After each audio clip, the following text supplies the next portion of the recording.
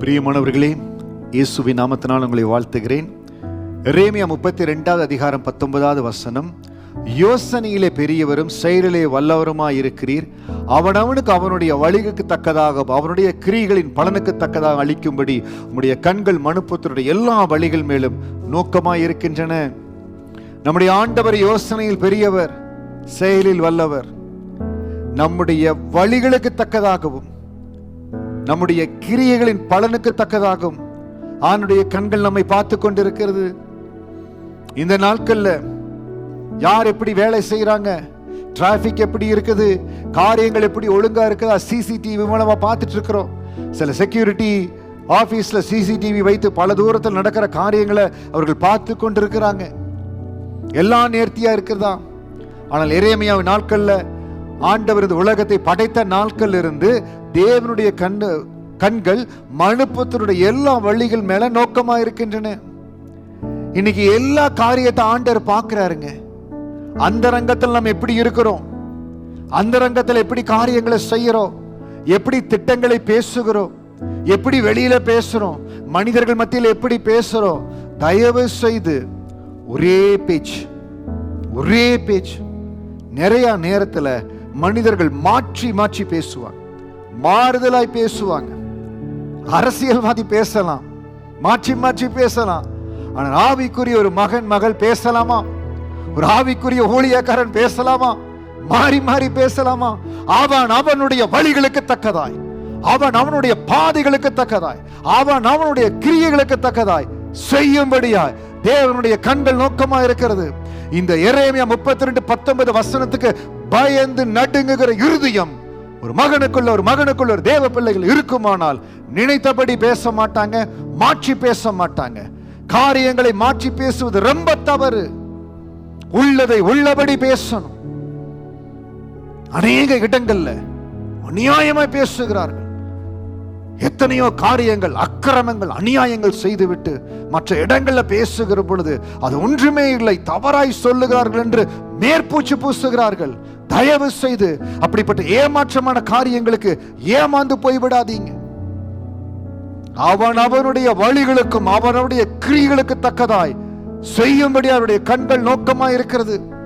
எந்த இடத்துல ஒரு அநியாயத்தின் காரியம் நீங்க துணை போவீர்கள் என்றால், கண்டும் காணாமல் இருப்பீர்கள் என்றால், கர்த்தருடைய கண்கள் பார்த்து கொண்டு இருக்கிறது. அநியாயம் என்று தெரிந்தும் அதே பாதையில் நடக்கிறீர்களா? துன்மார்க்கம் என்று தெரிந்தும் அதே பாதையில் நடக்கிறீங்களா?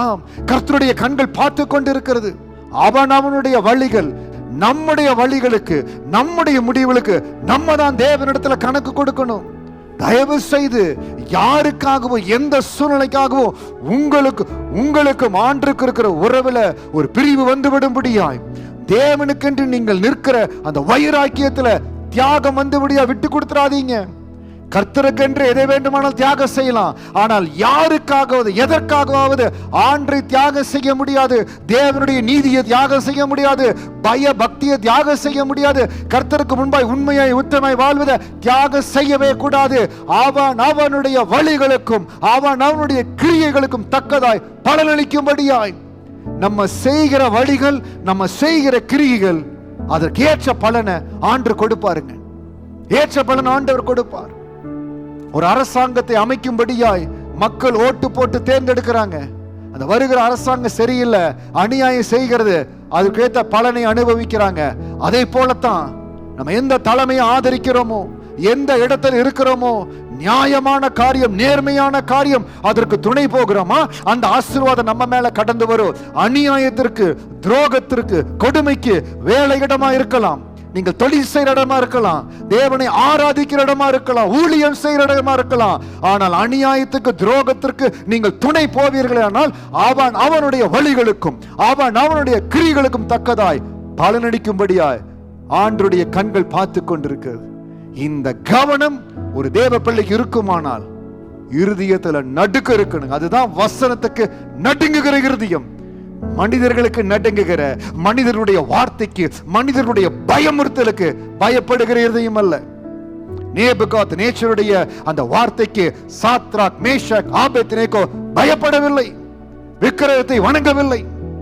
இன்றைக்கும் ஆவிக்குரிய வாழ்க்கையில தெரிந்தோ தெரிந்தே ஒரு சிலர் விக்கிர வழிபாட்டில் இருக்கிறதை போல பயந்து கொண்டு, மனிதனுடைய வார்த்தைக்கு பயந்து கொண்டு, அதிகாரங்களுக்கு பயந்து கொண்டு ஒடுங்கி போய் இருக்கிறார்கள். ஆண்டுடைய கண்கள் பார்த்து கொண்டிருக்கிறது.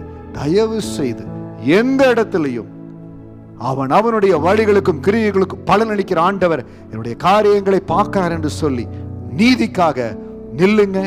தேவ நீதியை நிறைவேற்றி நில்லுங்க. அதற்கேற்ற பலனை, ஆசீர்வாதத்தை, நன்மையை, கிருபையை உங்கள் மேல, சந்ததியின் மேல ஆண்டு வைத்து ஆசீர்வதிப்பார். God bless you.